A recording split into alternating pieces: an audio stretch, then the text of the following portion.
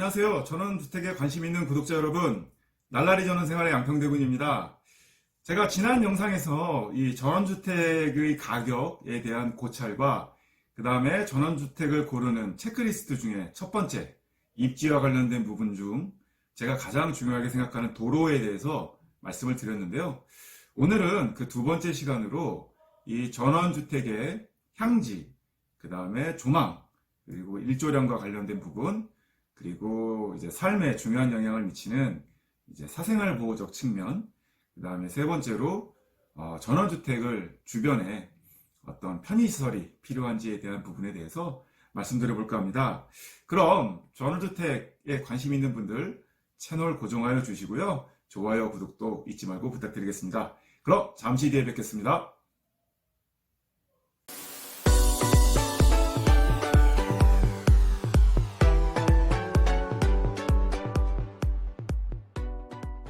안녕하세요. 양평대군입니다.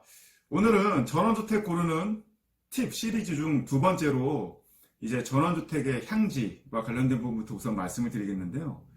이 전원주택은 뿐만 아니라 우리나라의 모든 집은 남향이 좋다라는 것은 삼척동에도 다 아는 사실입니다. 하지만 이 전원주택을 보다 보면 반드시 남향만 있는 것도 아니고, 하지만 남향이 중요하다 보니까 전원주택을 보러 다니다 보면 꼭 남쪽을 끼게 되는 말이 있습니다.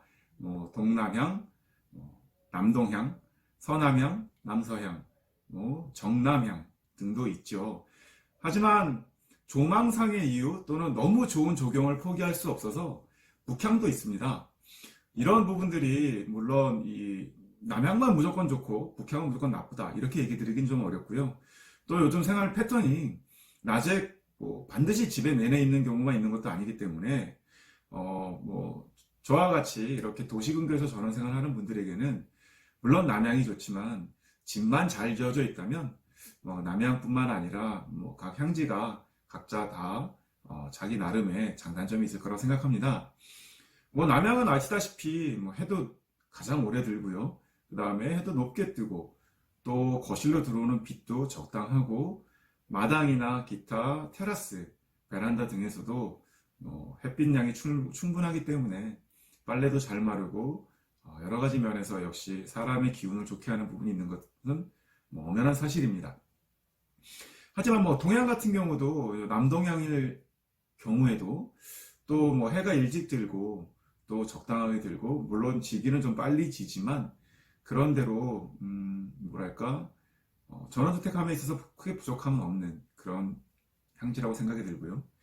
서양 같은 경우도 아무래도 이제 해가 좀 길게 들어오죠. 그리고 아침에 뜰 때랑 그리고 점심에 뜰 때와의 해와는 약간 좀 빛이 다른 느낌도 있고요. 약간 붉은빛의 느낌도 있죠. 하지만 이 서양 같은 경우는 보통 어떤 경우에 많이 짓냐면 이 굉장한 조망이 있을 때, 그리고 땅 자체가 그 조망을 바라보는 부분이 서양일 경우에는 서양으로도 많이 짓습니다. 즉 보면은 그 어떤 전원주택이 위치한 그 땅의 형태, 땅의 지형이 어느 향을 바라보고 있느냐에 대한 부분도 아마 집을 짓는 그리고 집을 고르는 기준 중에 하나가 큰 기준이 될 거라 생각하고요. 또 요즘은 건축이 상당히 그런 부분을 많이 고려하기 때문에 바람이 많이 불거나 또는 춥거나 기온이 내려가는 북향 쪽 관련해서는 이 사진에서 보시는 바와 같이 아주 창을 좁게 낸다든지 또는 다른 부분에 의해서 단열에도 신경을 많이 쓰기 때문에 비교적 향지에는 어떤 조망만 잘 확보가 된다면 크게 문제없이 지낼 수 있을 것 같다는 생각이 듭니다. 하지만 하나 주의해야 될 건 있는데요. 그건 뭐냐면은 이제 그렇게 얘기하면 안 되지만 이 북향 땅에 남향집을 짓는 경우가 있습니다. 제가 사진으로 이렇게 그림으로 그려봤는데요. 남향이 있지만 앞에 산이 있는 경우예요. 그래서 실제로는 이 북풍이나 북향 쪽에서 오는 찬바람들이 그대로 집에 정통으로 맞는 경우고, 앞쪽에는 산으로 있지만 집을 억지로 남향으로 돌렸기 때문에 가리는 부분도 있고 일조량이 충분치 못할 부분도 있는데요. 이런 부분들은 우리가 가서 직접 답사를 가서 남향이라고 얘기를 들어도 실제적으로 그 형세, 지형을 좀 살펴보는 능력이 필요한 부분임을 알 수 있습니다. 또 하나 중요한 요소는 이제 일조량과 관련된 부분인데요. 남양이라 할지라도 일조량이 충분치 못한 경우들이 간혹 있는데요. 저는 이제 말발굽 지형이라고 얘기를 하는데, 이 전원주택이 이 좌우에 어떤 산맥까지는 아니라도 이 산등성이들로 인해서 가림을 받거나 또는 뭐 좌우에 높은 전원주택 단지들로 인해서 실제로 빛이 들어오는 시간이 그렇게 길지 않는 경우들이 많습니다. 그렇기 때문에 이 전원주택의 조망만 보지 마시고 과연 이 일조량이 충분한 곳에 잘 지어졌는지도 어떤 기운적인 측면에서 중요하니까 한번 잘 살펴보시기 바라겠습니다. 그리고 이제 조망과 관련해서는 당연히 조망 좋은 곳이 좋습니다. 하지만 앞서 1편에서 얘기 드린 것처럼 경사도가 너무 높다면 필수품인 차량과 차량의 운전에 있어서 힘든 부분이 있기 때문에 가급적 조망은 너무 욕심을 내지는 않지만 자기 집 앞에 집이 낮거나 또는 낮을 수밖에 없는 터로 지어져 있거나 아예 없는 곳이 있습니다. 그런 곳은 부동산 사장님께서도 잘 알려주시니까요. 그런 곳을 선택하신다면 조망과 경사 모두 잡을 수 있는 요지가 될 거라 생각합니다. 네, 다음으로 말씀드리고 싶은 부분은 이제 전원주택에서 굉장히 중요한 부분인데요. 사생활보호라는 측면입니다. 이 전원주택은 어떻게 보면은 사생활보호에 약간 무관심할 수도 있어요. 하지만 살아보신 분들은 알겠지만 아파트보다 더 사생활 노출에 꺼려지는 부분이 많은 점이 있습니다. 아파트는 뭐 베란다 또는 뭐 거실이 맞은편에서 보는 정도로 그칠 수 있겠지만 전원주택은 집들이 몇 개 있지도 않거니와 그 집이 사생활에 노출되는 요소들이 상당히 많습니다. 마당은 뭐 좌우 앞뒤에서 다 내려다 보일 수도 있고 바로 옆에서 뭐 하는지 볼 수도 있지만 거실 그리고 방들을 또 특히나 화장실은 화장실에서 바로 앞집 창문이 마주 닿는 경우도 있기 때문에 집을 답사를 가셨을 때 이 사생활 보호는 정말 주의해서 보셔야 됩니다. 운전하는 차가 우리 집을 볼 수 없는지, 주도로 걸어 다니는 사람들이 우리 집 거실이 노출되지 않는지, 그 다음에 나의 방, 우리 집 안방, 거실, 화장실 등이 옆집, 뒷집 등에서 다이렉트로 마주치지는 않는지, 그리고 특히나 마당 같은 부분이 여러 윗집이나 뒷집, 옆집 등에서 상시 노출되진 않는지, 이런 부분들이 뭐 아무것도 아니다 싶으면 그냥 넘어갈 수도 있겠지만요. 이 전원주택은 마음이 편안하자고 오는 경우가 많은데 특히나 몇 집 안 되는 경우에서 이 주목을 받다 보고 또 노출이 되다 보면 그 마음이 상당히 불편합니다. 따라서 이 전원주택을 고르실 때는 뭐 도로, 그 다음에 조망, 일조량과 같은 부분들이 해결됐다면 이 사생활 보호 정말 중요하고 가급적이면 집 주변에서 내가 보는 집이 어떻게 보이는지를 한번 입체적인 측면에서 검토하시기를 바라고요. 뭐 조금만 주차해놓고 걸어 올라가면 볼 수 있기 때문에 귀찮더라도 사생활 보호적 측면이 어떤지 꼭 체크를 하시기를 바라겠습니다. 그 다음에 이제 마지막으로 얘기 드리고 싶은 부분은 이제 편의시설과 관련된 부분인데요. 아무래도 전원생활, 전원주택은 많은 편의시설을 포기해야 될 부분이 많습니다. 하지만 그럼에도 불구하고 이 필수 편의시설은 반드시 있어야 하는데요. 먼저 이제 예를 들어서 꼽아보면 가장 중요한 부분은 병원이 없다면 보건소 등이 필요하고요. 그 다음에는 이제 뭐 약국 당연히 있어야겠죠. 그리고 면사무소 또는 뭐 이런 부분들 행정 처리를 할 수 있는 부분이 있어야 되고요. 그리고 우체국, 네, 뭐 은행 업무까지 볼 수 있어야 되고요. 이 전원에는 뭐 우리은행, 뭐 하나은행, 국민은행 이런 은행을 기대하기는 어렵습니다. 거의 없다고 보시면 되고요. 농협 아니면 우체국이기 때문에 둘 중에 하나는 반드시 업무를 보기 위해서 물론 요즘 뭐 인터넷으로 다 할 수 있지만 그래도 필요할 때가 있습니다. 그리고 또 필요한 부분이 마트, 편의점. 네, 마트가 있으면 가장 좋고요. 또 마트도 이제 좀 큰 지역에 있기 때문에 그게 아니라면 편의점이라도 있어서 꼭 필요한 부분은 사야 되고요. 또 하나 중요한 점은 이제 철물점이 있으면 좀 편합니다.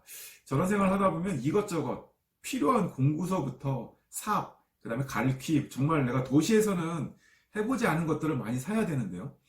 또는 집에서 직접 고장난 걸 수리하려면 뭐 인터넷으로 주문하면 오기는 할 수도 있겠지만 그렇지 않은 지역이거나 또는 당장 필요한 경우에는 철물점이 꼭 필요합니다. 그래서 철물점이 있는지 봐야 되고요. 그 다음에는 네, 또 하나는 잠깐 전에 제가 얘기를 드렸지만 과연 우리 집이 이 마을이 택배나 배달이 오는 곳인가도 한번 파악해 보시면 좋을 것 같습니다. 그 얘기는 뭐냐면은 이게 안 오면 정말 불편할 수 있는데 때에 따라서 같은 면이지만 어떤 리는 오는 데도 있고 어떤 리는 안 오는 데도 있으니까요. 꼭 그 택배나 이제 배달, 사실 저희 집은 배달 음식은 안 옵니다. 네. 그래서 짜장면 먹어본 지도 한참 오래됐고 치킨도 제가 나가서 사오는데요. 배달 음식은 안 오지만 다행히 택배는 옵니다. 네. 그래서 그런 택배와 배달 음식에 대한 유무 꼭 따져보시고요. 그 다음에는 집에 전원주택은 가스나 기름 등으로 난방을 하기 때문에 주변의 주유소나 그 다음 가스 등이 배달이 오는지, 물론 오겠지만 잘 올 수 있는지에 대한 여부도 한번 따져보시고요. 그리고 이 하수도가 없는 데가 많습니다. 거의 없습니다, 하수도는. 그렇기 때문에 하수도가 없다는 얘기는 흔히 우리가 얘기하는 똥차, 이건 옛날 비하하는 표현이니까 이제 정화사라고 얘기를 합니다. 이 정화조를 깨끗이 청소해 주시는 정화사가 주변에서 와야 되는데요. 그 정화사에 대한 부분도 당연히 오실 겁니다. 하지만 뭐 마을에 일 있을 때만 오는지 아니면 상시 수시로 전화를 드리면 올 수 있는지 그런 정화사에 대한 부분도 체크를 좀 해야 되고요. 그 다음에는 이제 집이 고장났을 때 고쳐야 되는 설비라든지 그 다음에는 어떤 뭐 건축이라든지 이런 부분에 있어서도 주변에 어느 정도 있는지 체크를 해 보셔야 되고요.